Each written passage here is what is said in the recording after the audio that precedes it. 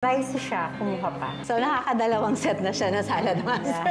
Good morning! Nandito po tayo ngayon sa bahay ng client natin para mag-cooking tutorial. Pasok po tayo. Hi, Mars! Nandito po tayo sa bahay ng client natin. Ang aking Mars. So, ayan, magluluto tayo. Tinatawag nating bracer pan, salad master. So, dito tayo magluluto ng steamed fish. Meron tayong onion leeks. Etong ating onion and ginger. Konting soy sauce, rice wine, pampatanggal ng lansa.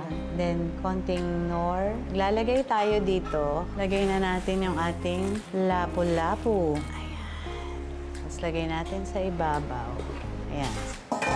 Ayan yung steamed fish natin. So, luto na siya. So, ngayon, yung next Mars ay yung salad. Sa batch ba to ng una mo or pangalawa? Kaya pangalawa. So, nakakadalawang set na siya na salad master.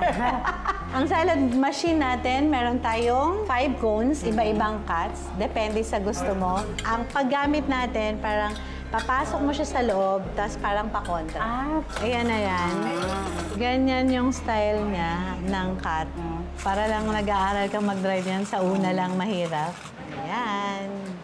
Yung salad natin. Ito yung tinatawag natin yung kaldero mo 7 quarts. Dito tayo maglalaga ng mais na walang tubig. Siyempre, nagtira lang tayo ng konting balat. Ayan. Mais na walang tubig. Oo. Lalagay mo lang siya, sugar. Wala na tayong oil pag magbabanana Q.